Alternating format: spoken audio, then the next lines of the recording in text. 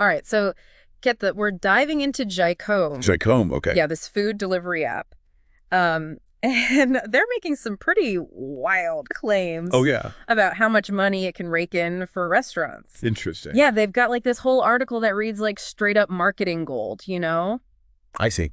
But like, is it too good to be true? Right, right. I mean, that's what we're here to figure out, right? Yeah, definitely. So what do they got to say? Well, okay, so like right off the bat, they hit you with this claim that like one driver, Just one. yeah, just one driver using Jacome could bring in a restaurant like 14,000 real a month. Whoa. Okay, hold on. 14,000 real. 14,000 real. That's a pretty big number. I know, right? It's like what, finding a golden takeout container at the end of the rainbow or something? Uh-huh. But like seriously though, is that even possible? Well, I mean, let's think about it for a sec.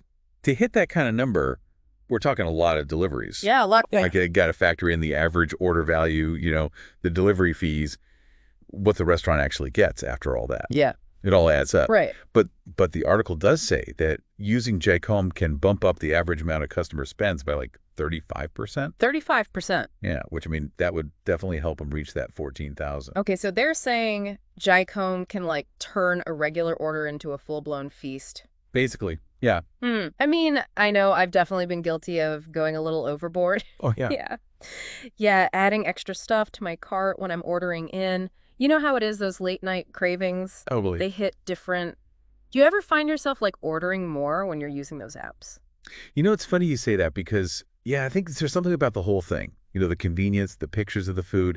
It's so easy to just quick add another side dish or whatever. Yeah. Right. And you're not like facing a server or anything feeling rushed. So Yeah, maybe people are more likely to just go all out. that's a good point. I hadn't even thought about that whole like psychology of it. Yeah, it's interesting. But okay, even if people are ordering more, wouldn't all those delivery fees kind of eat into what the restaurant's making? Okay, so that's where things get a little more interesting. Okay. Because the article actually spins those delivery fees as another way for restaurants to make money. Wait, really? Yeah, not as like taking away from their profits. Huh. Of course, it's like a balancing act. Restaurants got to set fees that people are willing to pay, Mm-hmm. but also make sure that they're making enough to make it worthwhile. So it's like a win-win. Yeah. Customers get their food delivered, easy peasy, and restaurants are like rolling in the dough. Well, not so fast. I mean, there's always a catch, right? Right. Some people are happy to pay for the convenience, sure, Yeah. but others might be watching their budget. Maybe they'll just cook at home or pick a cheaper takeout place if the fees are too high. It really makes you wonder how much people are willing to pay just to skip cooking, you know? Yeah. I guess it depends on their budget, their lifestyle, maybe even their mood that day. It's like this whole economic puzzle wrapped up in a burrito or something. Exactly. And speaking of things that can impact a restaurant's bottom line, Yeah. the article also talks about how affordable those delivery bikes are. Wait, bikes? Like bicycles? Yeah. Seriously, are they suggesting restaurants should use bikes to deliver food? It just seems a little, I don't know, old-fashioned, I guess. Yeah, Especially now with like scooters and all those self-driving cars and stuff. I know. Are bikes really going to cut it for food delivery? Well, especially if we're talking like long distances, Yeah. where huge orders. Right. Exactly. Yeah, that's a good point. And that's where I think we have to look beyond just the affordable thing and think about the bigger picture, Right? Like, okay, bikes might be cheap to buy at first, Yeah. but what about like how efficient they are? And what about the customers? Are they going to be happy? Yeah, I'm just picturing some poor driver, pedaling uphill with like a mountain of takeout containers on their back. Oh, yeah. That's not going to end well. Cold food, grumpy customers, and one exhausted driver. Exactly. And you know what else? They might only be able to deliver to people who live close by Oh, yeah. or like in places where it's easy to bike. True. And then there's the weather. If it's raining or snowing or like super hot. Yeah, that's not going to be fun for the driver. No, not at all. No. How are they supposed to get the food there safe and on time? Right. It's not just about getting the food from point A to point B. Nope. It's got to arrive in one piece and on time. Exactly. And I bet customers aren't going to be too thrilled if their food shows up all cold and soggy because the driver got caught in a downpour. Definitely not. Which brings us back to what customers expect these days. Oh, right. Convenience is everything, right? Yeah. People want what they want when they want it. Like right now. Exactly. Yeah. And delivery apps are totally feeding into that whole instant gratification thing. Totally. But restaurants have got to make sure they can actually live up to those expectations. So it's like they're walking a tightrope. They got to give people the convenience they want, but also deal with all the logistics and making sure the customers are happy. Exactly. And that's where these platforms like Drycomb come in, I think. Oh, They're not just connecting restaurants and customers. Right. They're giving them the tools and the setup to handle this whole complicated delivery world. So they're like the behind-the-scenes crew, making sure the whole delivery show runs smoothly. Kind of, yeah. They take care of the tech, the drivers, the marketing, Oh, wow. all the stuff that lets restaurants just focus on what they're good at. The food. Exactly. Making delicious food. It's like they're handling the whole delivery dance so the chefs can focus on the food symphony. I like that. That's a good way to put it. And, it really shows how restaurants could benefit. How so? Well, they can reach more customers, streamline their deliveries, and maybe even make more money through bigger orders and those delivery fees. Sounds pretty good to me. But we got to remember, right? This is all based on what the article says. And they're the ones selling Jicom. Right. There's definitely some marketing magic happening here. Totally. So like that 35% increase in average order value and that whole 14,000 real driver, Yeah, those numbers sound amazing. they do. But they're probably based on like the perfect scenario. Right. It might not be the reality for every restaurant out there. Yeah. It's not like some guaranteed recipe for success. Right. There's a lot of other stuff that could affect those numbers. Oh, yeah, tons of things. The type of food, the location, the competition, even just random things like bad weather or like a big game happening. Exactly. Yeah. A whole bunch of factors all mixed together. And you know what? Restaurant owners should really do their homework. Oh, yeah, good point. Before they jump on the Jicom train, they need to look at their own situation, weigh the good stuff against the costs, and think about the long term, So it's not like a one-size-fits-all kind of thing. Not at all. It's about finding the right tools and strategies for their specific business to really make it in this crazy delivery world. And that kind of brings us to the bigger picture, doesn't it?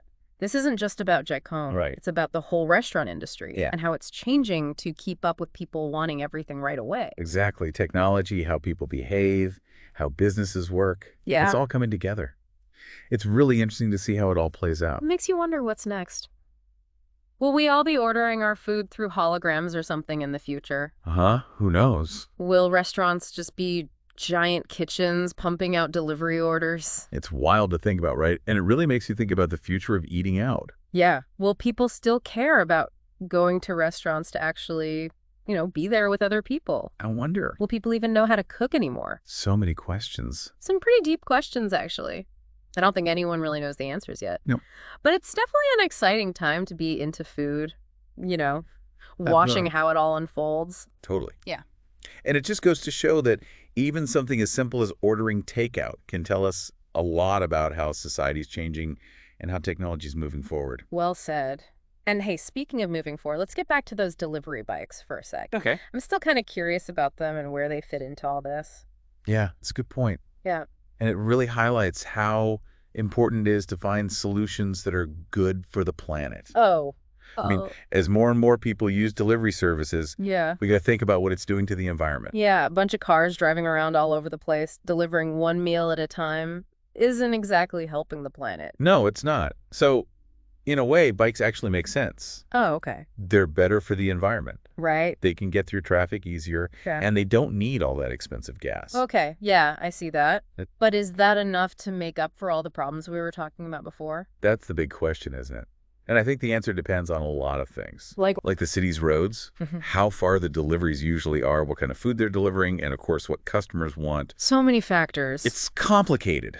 There's not really one right answer, Yeah. but it's clear that for food delivery to work in the future, people are going to have to think outside the box and try new things. Definitely. And it's not going to be just some guy on a bike struggling up a hill with a pizza anymore. Nope, not at all. Things are changing fast. It's really exciting to see how new ideas are pushing things forward and creating all these new possibilities. Speaking of exciting possibilities, I think it's time to wrap things up with a final question for our listeners to think about. I like it. Let's give them something to chew on. Okay, so let's say you're opening a restaurant like right now. Okay. Knowing all this stuff about Jicom and, these trends we've been talking about, Right. what would be like the biggest thing you'd take away from all this? I think the main thing is that, yeah, convenience is like the most important thing these days, Yeah. but it comes with a price tag. Restaurants really got to think about how they're going to do this whole delivery thing Mm-hmm. in a way that works for their business, their customers, and, just how they do things. So it's not just like jumping on the bandwagon. It's more like finding that sweet spot Exactly. where you're giving people what they want, but also, making sure you're actually making money. Exactly. And being flexible too, ready to try new things. Right. This whole delivery world is changing so fast. Yeah. You got to stay ahead of the game. Sounds like a lot to keep track of. It is. But for the restaurants that can figure it out, Yeah. it can really pay off. How so? Well, I mean, more sales, Right. reaching more people, getting their name out there. Or Those are all good things that can come from doing delivery, right? Okay, so we've talked about how this is good for restaurants. Right. But what about us, the people who are actually ordering the food? Oh, yeah, good point. What should we be thinking about when we're in that whole on-demand food world? I think it's important to remember that convenience isn't free. What do you mean?